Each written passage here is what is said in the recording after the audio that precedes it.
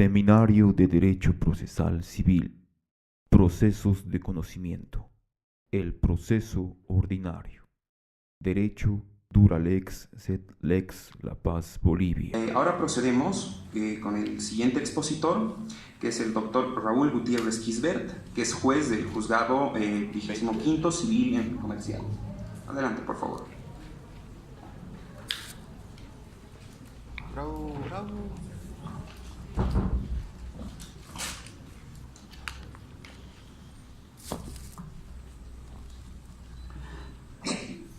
Bueno, inicialmente buenas noches, agradecer al director de carrera, a los estudiantes del noveno semestre de la Facultad de Derecho, un saludo a la doctora Erika Valdés, al doctor Monterrey, a la doctora, doctor Linares, pensé que hemos trabajado, no me acuerdo aún. Bueno, tengo una cantidad de tiempo limitada. El tema que yo voy a exponer es el proceso ordinario.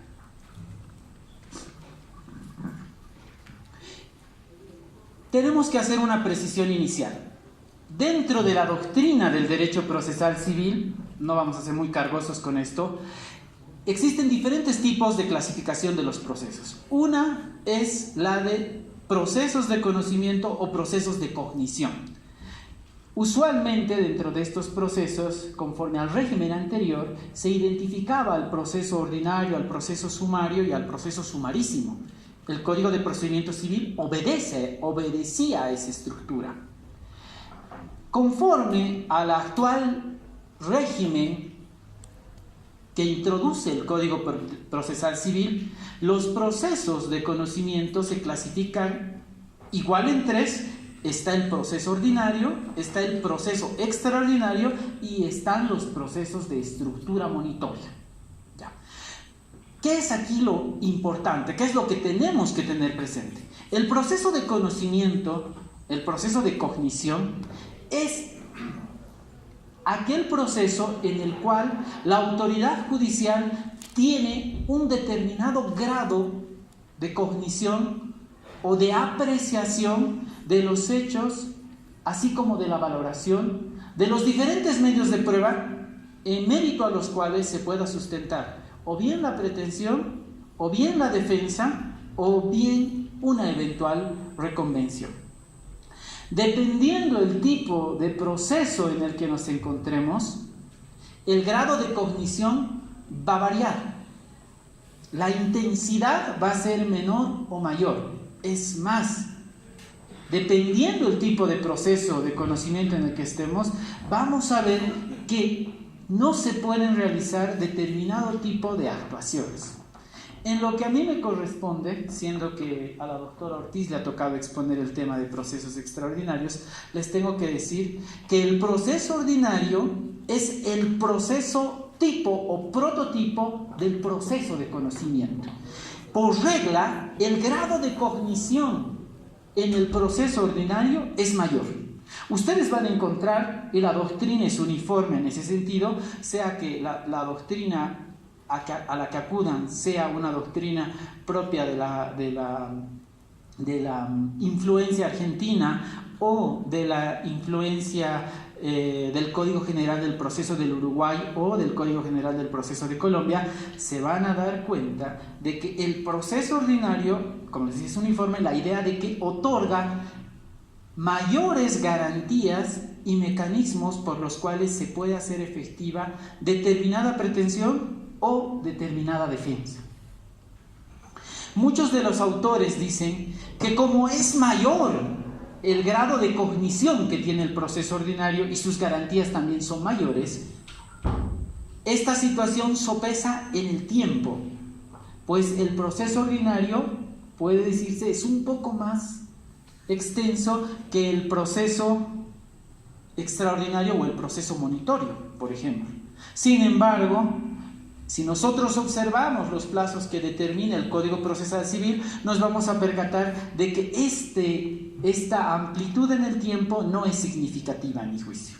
Todo depende en qué medida se maneja y se tramita el proceso y del conocimiento y manejo apropiado que tenga la autoridad judicial sobre la causa sometida a su conocimiento. Ahora bien, como les estaba indicando, el proceso ordinario, al ser el proceso prototipo o tipo de los procesos de conocimiento, por regla, es el proceso por el cual se pueden hacer efectivas cualquier tipo de pretensiones, salvo que la ley haya determinado un proceso o procedimiento específico para hacer efectiva esa pretensión o esa petición. Esta situación se encuentra prevista en el artículo 362, parágrafo primero. Si ustedes van a dar lectura a ese artículo, se van a dar cuenta que va a decir que para todo aquello que no tenga un proceso específico, la vía para hacer efectiva la pretensión va a ser el proceso ordinario. Este es un extremo que ustedes nunca tienen que olvidar. Si existe un proceso o un procedimiento para hacer efectiva una pretensión o un proceso, tiene que acudirse a esa vía. Si no hay, se acude al proceso ordinario. Ahora bien,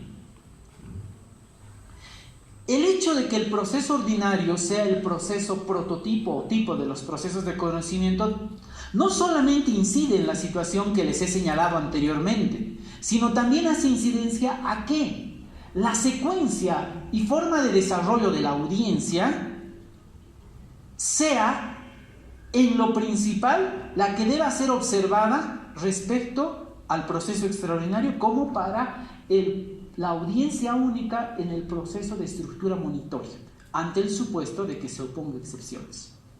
Es decir, que el proceso ordinario nos dota de todos esos insumos, la estructura, la fase, secuencia en la que se va a desarrollar la audiencia, va a obedecer a esa misma lógica y a ese mismo entendimiento. Claro está que, como había dicho en un inicio, esto va a variar, va a haber determinada variación dependiendo el tipo de proceso de conocimiento en el que estemos. Habíamos dicho el grado de cognición va a ir variando, la intensidad va a aumentar o va a disminuir. Ahora bien, como les había dicho, el Código Procesal Civil efectúa la clasificación de los procesos de conocimiento en procesos ordinarios, en procesos extraordinarios y en procesos de estructura monitoria. La doctora Linares ha hecho alusión a uno de los presupuestos, yo lo denomino de esa forma, que habilita de forma previa al planteamiento de la demanda ordinaria, como de la demanda extraordinaria. Eso hay que aclararlo en correspondencia a lo que establece el artículo 370 del Código Procesal Civil. ¿Cuál es este? La conciliación previa, señores, es obligatoria. Es un proceso preliminar obligatorio, sin el cual no se puede plantear la demanda principal. Si ustedes leen el artículo 292, establece ese carácter obligatorio. Si nos remitimos al artículo 370, se van a dar cuenta que en lo principal deben observarse las reglas del proceso ordinario. De ahí que digo que para el proceso ordinario como para el proceso extraordinario, la conciliación previa es obligatoria y por ende se configura en un presupuesto obligatorio.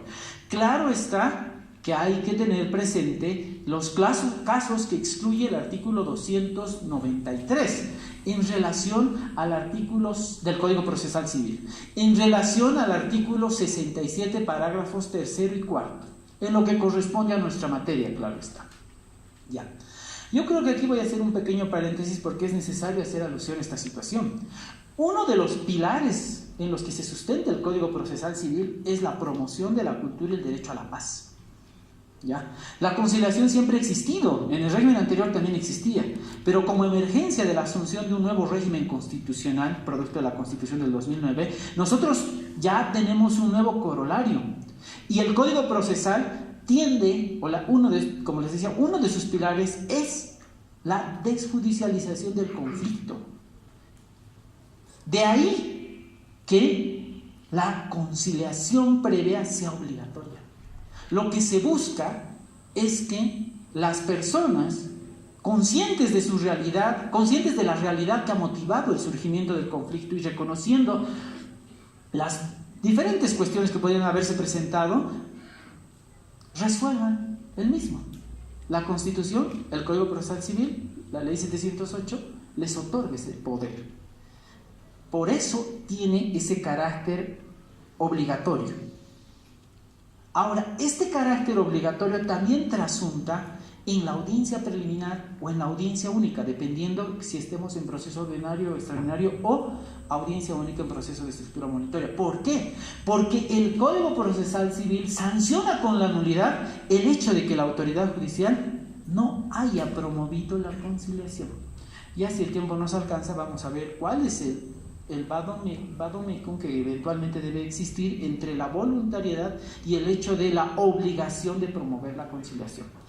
Ahora bien, muy bien, siendo que tengo un tiempo limitado, vamos a hablar de las etapas del proceso ordinario. Usualmente en algunos libros ustedes van a encontrar, sobre todo en la literatura uruguaya, que es una de nuestras fuentes primarias de nuestro código, como en el Código Procesal del Código General del Proceso de Colombia, de que se suele clasificar al proceso ordinario en dos etapas principalmente. Una etapa escrita, que es conocida como una etapa de postulación o de actos de proposición, y una de audiencia. ¿Ya? En mi entender, conforme a lo que les he señalado anteriormente, para mí existen tres etapas. La primera es la conciliación previa, porque es el presupuesto sin el cual no se puede ir al proceso ordinario. Y aquí voy a aclarar por qué. Si ustedes se van al artículo 262, parágrafo segundo, se van a dar, y al artículo 366, parágrafo primero, se van a dar cuenta que en uno u otro caso dice, una vez concluida la conciliación, el proceso iniciará con la presentación de la demanda. ¿Ya? Aquí viene que debe existir, como la doctora Linares les estaba diciendo, por un lado, un acta de conciliación fallida, total o parcial, porque la conciliación pueda que se haya conciliado no sobre todo y se haya dejado solamente algunos aspectos que la autoridad, que tengan que someterse a proceso judicial, pero debe existir un acta de conciliación fallida, total o parcial, debe existir en su defecto un acta de incomparecencia, o también, que en algunos casos ocurre, y aunque no esté expresamente regulada, las actas de impedimento. ¿Ya? Estas actas de impedimento, tienen que ver en algunos casos en los supuestos en los que la ley excluye la conciliación y en otros en los que en realidad la ley determina una limitación para esto. ¿Ya? Bajo este entendimiento es que el Tribunal Supremo ha tratado de estructurar un mecanismo, en mérito al principio de no formalismo, expedito para que las personas puedan acudir a la conciliación sin necesidad de presentar un memorial, sin necesidad de que esté asistido de un abogado. Y como la doctora Linares les decía, la conciliación puede ser solicitada de forma escrita o de forma verbal, a requerimiento de una de las partes o a requerimiento de ambas. El tratamiento es casi similar. Pero el punto es que si la conciliación es obligatoria y se va a acudir a una de las formas de ingreso, sea, como les decía, de forma escrita, verbal, a requerimiento de una de las partes o de ambas, el sistema, y esta ya es una cuestión práctica, el sistema NUREC hace una asignación doble, señores. Asigna al conciliador como asigna al juez. Yo siempre les digo, no hay problema del juzgado primero al 15, porque esos juzgados tienen un conciliador asignado a ese juzgado. Pero el problema lo tenemos a partir del juzgado 16 al 29, donde el conciliador es asignado a dos juzgados. ¿Ya? Entonces, ese es un aspecto muy importante, porque a partir de la circular 4, quebrado 2017, y el artículo 24 del protocolo de aplicación del Código Procesal Civil, existe un sorteo único, una asignación y sorteo único. Eso significa que si ha sido asignada una petición o una solicitud de conciliación a un conciliador, también se ha hecho una asignación al juez. Y es este el que eventualmente no solo va a conocer la eventual acta de conciliación para que el juez la apruebe o la desestime, que por si acaso solamente son las dos únicas cosas que puede hacer cuando le presenten, ¿ya? Sino que ante el supuesto de que no le llegue nada, porque si ustedes revisan el protocolo se van a dar cuenta de que si hay acta de conciliación fallida o fallida, o una de incomparecencia o una de impedimento, el protocolo les dice: a los conciliadores ustedes pueden entregar de forma directa eso al interesado y el interesado puede hacer ingresar ya su demanda. Pero hay que tener mucho cuidado en esto para evitar conflictos que se han ido originando entre los juzgados, revisiones que eventualmente van generando demora en el trámite de cualquier proceso. Entonces yo siempre recomiendo de que tengan presente esta situación. Ya. No quiero hacer mayor incidencia a este extremo. El punto es de que debe agotarse la conciliación previa para el planteamiento de la demanda. ¿Ya? Efectuada esta situación, recién la autoridad judicial, les recomiendo por favor remítanse a la lectura de los artículos 362.2 y 363.1 para que logren establecer este extremo. Si presentada el acta, la autoridad judicial recién está habilitada. Ese es en realidad el espíritu del código. Recién está habilitada a realizar el examen de la misma. En cuanto a los requisitos de forma, como de los requisitos de fondo y de proponibilidad.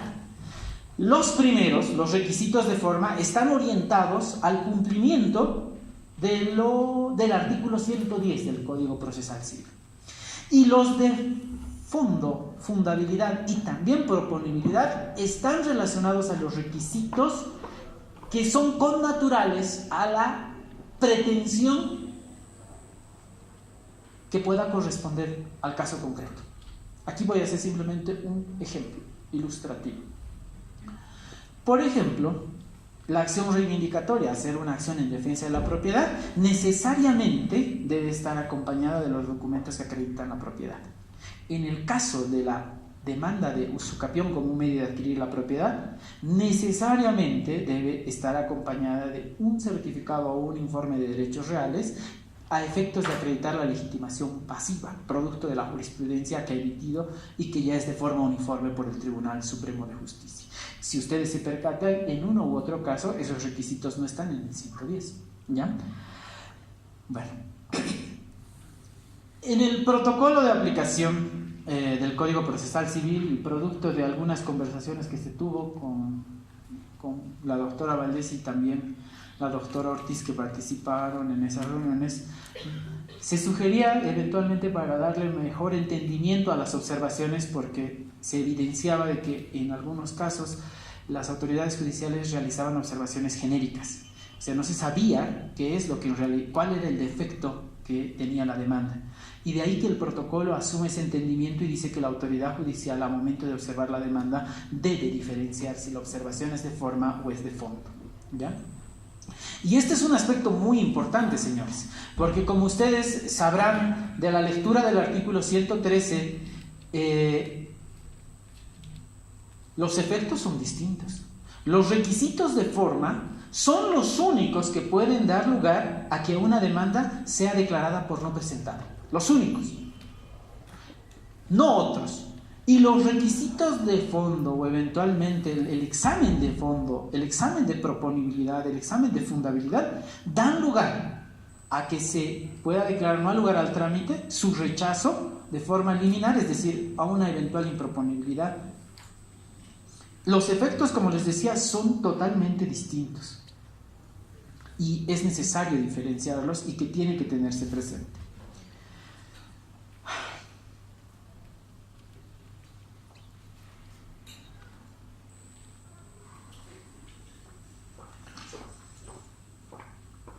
Ahora bien, aquí es necesario aclarar que si bien es cierto,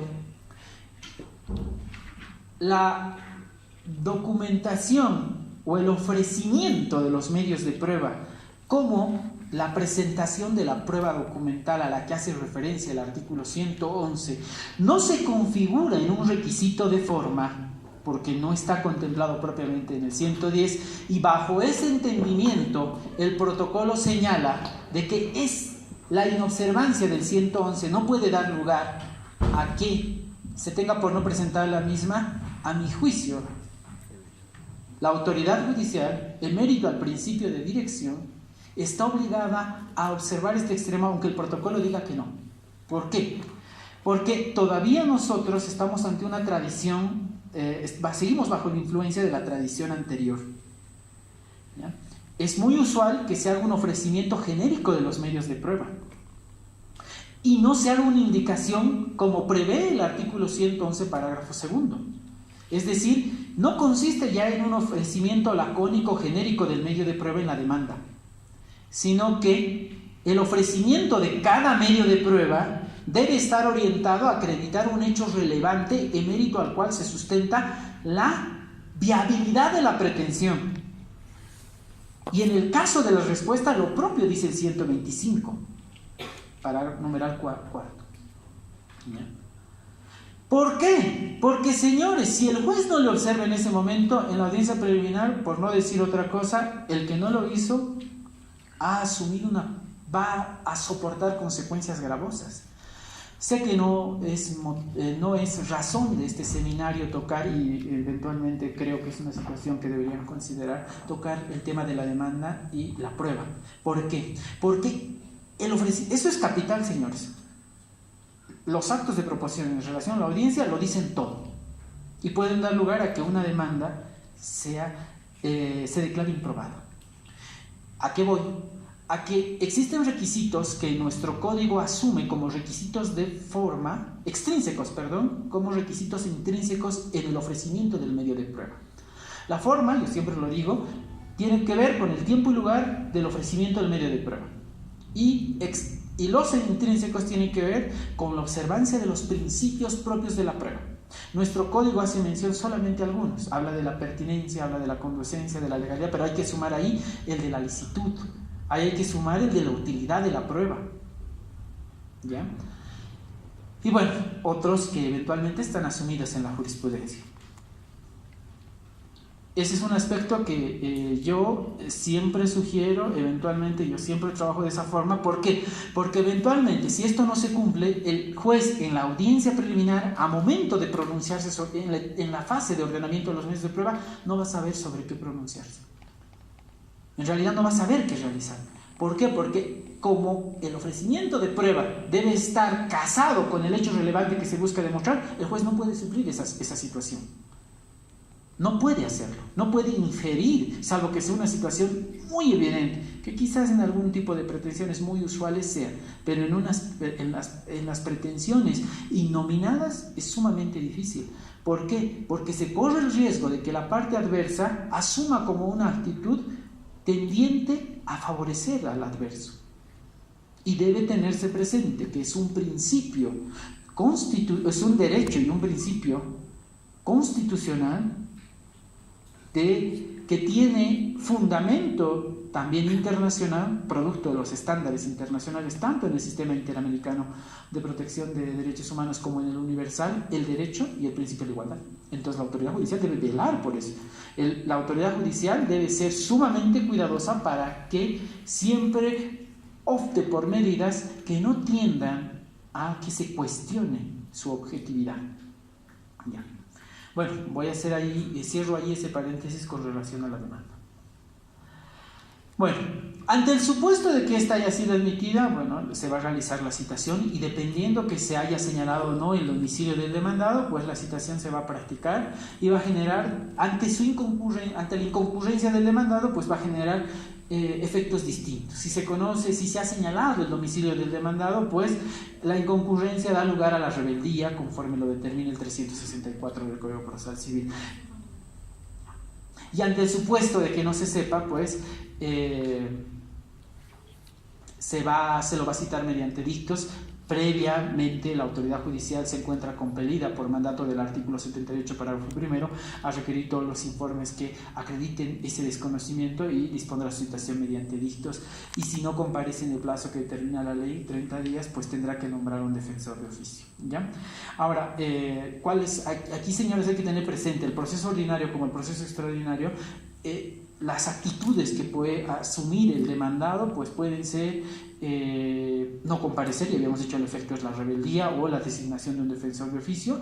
Eventualmente también puede asumir una actitud de mera expectativa, es decir, simplemente apersonarse y nada más. Puede responder y puede allanarse a la demanda, o eventualmente puede responder en forma negativa a esta, o como también puede reconvenir y oponer excepciones. Por el tiempo no podemos tocar estas.